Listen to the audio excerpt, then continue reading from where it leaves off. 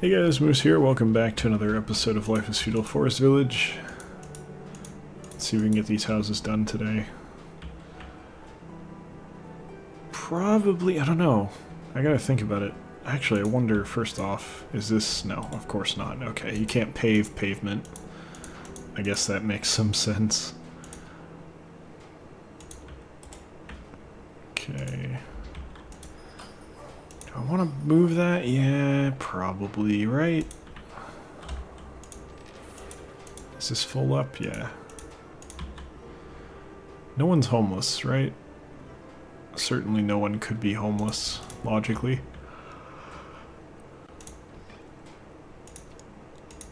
They're just cold, that's fine. Okay, we're gonna run short. I should figure out the farms real quick, actually. We're fine on flax, I don't need to worry about flax. Potatoes are fine too, so I think I go for wheat. Even though I'm not using any right now. And then oats, I can just do potato for a while. Or you know what, why don't I... No, do potato. There's really no reason to grow hay. I'm not gonna worry about that. Okay, is that really what I want? Am I happy with that? Yeah, I think I am. So, if I am happy with that, I should also trade for some hay, because we are starting to run a little bit low. Let's trade away, like... Let's call it 2,000. Deal, and then hay will be transferred out. That's just fine. Is it going somewhere where it can actually go? Yes, it is. Fantastic. Raiders have landed on the island. They're gonna come up... Where? No, they're gonna come around. Yeah, they're gonna come around this way.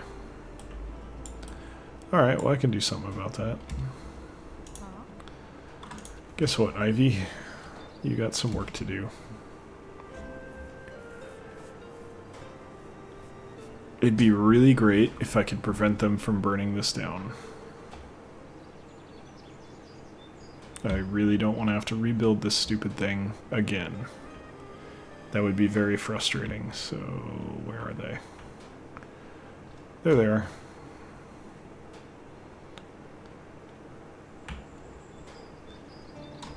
Hey, you guys are lining up all nicely for me. Guy took one in the knee. That one was in the dick. That one I missed and hit a moose. Friendly fire, friendly fire. Bad times. Anyway, that's all of them. Go ahead and take that meat, why don't you? A little bit of friendly fire against a fellow moose. That's okay. Stuff happens. I'm sure they understand. Do female meese have horns? I don't think they do they? It's a pretty typical, the males have horns and the females don't most of the time. Most quadrupedal mammals, I think that pretty much holds true. Sheep, rams are a variety of sheep, I think. Elk, deer, all that crap, I think it's mainly the males that have the horns. I think... Or it's not so much that the females don't have horns, it's more that, like, they don't grow to the same... Well, any length. A lot of them, they're just nubs, I think. Maybe I'm wrong, though. But don't, like, does, female deer, don't they have, little horn nub things? I don't know. Random thing. Yes, so this is built, this is done. So now we have more housing. Probably not the best idea. No, that's BS. It is the best idea. We have plenty of food. Food is no problem and it's only getting better. So we're on agriculture 3, so there's no need to be concerned at this point. Yeah, we're in a happy place right now. I really want these to... They have material, right? Yeah, they're fine. Charcoal's alright too, so I don't need to worry about that. We're doing great overall, I think. I'm kind of concerned this is taking so long, but... No sense in having those builders either. I got plenty of people, though. That's big. That's going to be a big boon here. So, I actually haven't talked about it in a while. I'll talk a little bit about the programming stuff I was doing. Kind of stalled out a little bit. To be completely honest with you, I haven't had a chance, or I haven't felt like working on it in a little while. I know what I need to do. It's easy to kind of figure out the path forward. I just need to sit down and do some learning. Which, I mean, duh. Could have told you that before I started, but I had hoped that my pre-existing programming knowledge would just kind of carry me through. It didn't. Which is fine. It doesn't need to. It would be great to get one of these built and then deconstruct some of these. I think I can get rid of all of these on one row and then move over. Get them up on the pavement. That's the plan anyway. But yeah, I don't know. It's weird. So for what it's like a little fun hobby project. It's not something I intend to really have go anywhere. I enjoy, I talk a lot about game design on here, and making assertions about, hey, this is poor game design, it'd be better if they did it this way, or they should do it like this, or blah blah blah. I make a lot of comments about game design. I don't think I'm amazing at it, but I do think I'm relatively knowledgeable. I play enough games that I can kind of see whether I can come up with something on my own or not is a different story, but I'm at least a decent critic, I think. And if I put enough time into a game, I'm good at kind of looking at it and saying, hey, okay, well, here's some of the flaws, here's what you should have done differently, different developmental choices that should have been made about how different mechanics work, things like that. I think that kind of thing I'm reasonably knowledgeable about. And reasonably smart about. So I figured, why not just, got a little spare time. I am trying to, talked about this a little bit before, but the original impetus to do YouTube and Twitch was, and I'll need to clarify this a little bit after saying it, it was basically to make money. Basically saying, look, I live in the Bay Area of California. It's one of the most expensive places on the planet to live. I need to supplement my income. I can't just skate by on a day job and, I'm good, but I'm not gifted with connections or anything like from family, or it's not like I'm going to inherit a stupid amount of cash when my parents die. And even if I did, there's a lot of time between now and then, and they're not just going to pay for everything. I need to... I don't need to. I can survive just fine on what I'm making. And I do. But, because let's be honest, Twitch and YouTube are not exactly bringing in the cash. Let's be completely blunt about that. And I don't need to. That's fine. But I did this because it was like, okay, well, I'm not going to do anything else. I'm not really motivated to do much else right now, but I do need to put some time in because I need to, I need to work more, basically. I want more than I can have right now. So I put more time into working, and this is part of that. The part that I want to clarify is, one, they're not making money. This does not make me any significant amount of money, and two, I don't expect it to. I really don't. Like, it'd be nice one day maybe if this is something I can do for a living, but it's just not realistic to think that that would be something I can do. And that's okay. It's never... I don't think it's ever something that you should just try to do for a living. Unless you're like a kid or something and you're doing it after class every day. That's cool. I think as a kid it's very hard to have the business sense and... this is gonna sound shitty, but integrity to do something like this, because it's very easy. Like, I've gotten shitty comments. There's people that I have blocked that, they don't know it, but there's people that I blocked.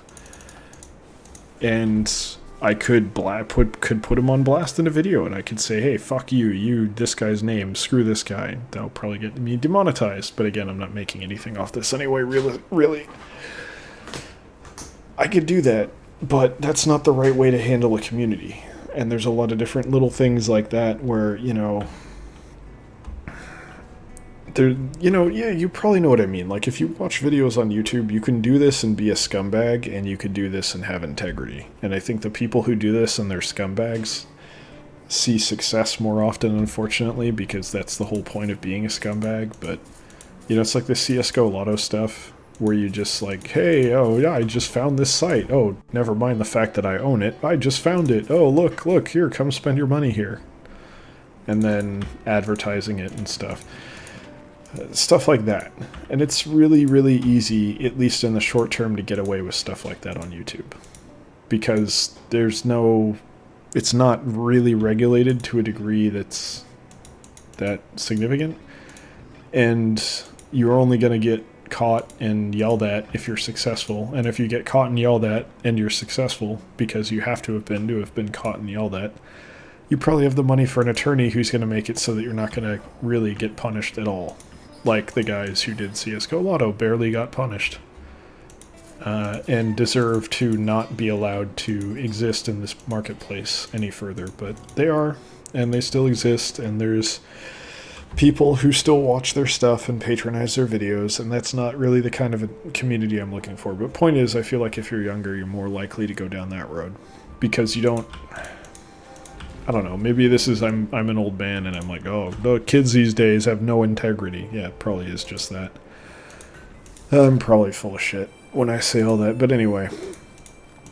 Point is, I have the desire to earn extra money, not make extra money. I like the difference between earning and making. Making just means you're getting paid for something. Earning means you're actually doing something to get it, and I feel like I try to do things where I'm actually earning it, because typically those are more repeatable, I think. And money doesn't matter, income matters, in my mind. If you gave me $1 million today, people may think, oh yeah, $1 million, oh, what I could do so much with $1 million. And yeah, you could, but I mean, in my position, even if you went back 10 years and said housing prices were what they were back then, and I could get a nice house for $1 million in a nice area that has what I want, what do I do the next day when I have to pay property tax? $1 million is gone. I'm not making any more money. Property tax is calculated based on the price of the house. It's $1 million. How am I going to pay that property tax? It's not just this fancy thing where it's mine and that's it. No, there's costs, there's upkeep, there's repairs, there's tax, there's all kinds of things that you need. So income really is what matters, not just having a lump sum of money. So that's why I care more about stuff where I can actually earn it. So, anyway, long story, I've kind of rambled a whole bunch about different things, but interesting topic, again, in my mind, as our harvest continues here. I have a programming background. I've done programming in the past, and I know a fair bit about game design. I understand games, I think that's reasonable to say. I don't know everything about games, and I'm far from being an expert, but, I just figure, hey, what the hell, why not make a game? And not to release, not to do anything necessarily, though great, if it's good enough that I can do that, then fantastic, but not really having any expectation that it'll go anywhere. And just whatever, put it together and do whatever. So the challenge that I've got right now that I'm trying to think through, and I haven't put serious thought into it, and I need to, because this isn't something I can just think and do, but I'm kind of tackling... There's a programming problem and there's a logic problem. They're kind of a logic problem is a programming problem, but currently the programming problem is that I need to figure out how to... Are we good on... Hey, yeah, okay, it's getting moved.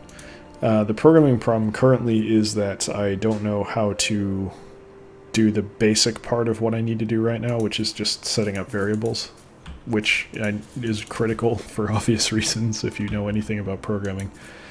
If I can't do that, I can't do anything.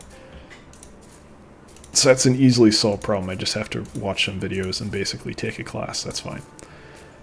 The other problem after that, which is the more interesting one, which I'm working on, is basically I don't really know what size I want to use, but I'm defaulting to 10 by 10. Basically making a 10 by 10 grid and then saying certain squares within that grid are going to be rooms. Like, think like Isaac, how Isaac is laid out. I'm kind of thinking, like, how is a map in Isaac generated? That's kind of it. But I think I'm approaching it differently. I don't know. Actually, I wonder how Isaac does it. Because I'm thinking, the way I'm thinking about it is, if it's 10 by 10, there's bottom, like on the bottom of the grid, you have... That was more than 5. That didn't feel right. I thought I already took you guys off. No, I guess that was just 5. Yeah, I'm confused. Oh well. But I'm thinking like you start in one of the middle several squares, whichever number it'll be. That's a balance. I mean, it's not a balance thing. It's just a design thing. Which square you want them to start in, and then you randomize it slightly so they can start in one of the 4 or whatever 5 or however many middle ones on the bottom middle you want to have available at the start as potential starting points, and then you generate the map outward from there. Now, the thing about that is you can't have anything directly south of the starting spot. Is that actually what I want? I don't think that's true for Isaac. I think Isaac has a 0 point, and then you can go in any direction from there. And I'm sure there's a max distance in any particular direction, but... yeah, I don't really know how that works. I don't know how map generation works in Isaac. It's kind of an interesting subject, I think. Yeah, that's already replanted and harvested. Okay. Then we got a pretty much full harvest here. There's a little bit over here, but not an appreciable amount, honestly. It's only the fall. So this is pretty sweet right now. I totally need more ore. So what about that? Could use some more mines. Get these damn things out of the way. Ore mine, yeah. 891, really? Oh no. That's the cost of making it, okay. Those two will be good. Content with that. Stone is going to be an issue too, actually. Do I need to build more stone? Yeah, I really should. Let's do it. I'm going to pause real quick too, because I'm a little concerned that there's some harvesting going on that I need to oversee a little bit. 693? Or 6993 rather? Yeah, I'll take it. Yeah, you guys are good. That one will finish soon. This one is finished. How are we on wood? Only 1,000? Yeah, we have wood issues as per usual.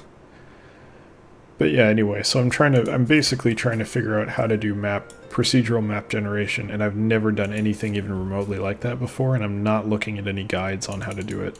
I probably will eventually, but right now I'm just trying to mentally think through, like, okay, well, how the hell would you even go about doing this? And then more than that, it'd be one thing if it was just saying, hey, this square is active, this square is inactive. That's not that hard.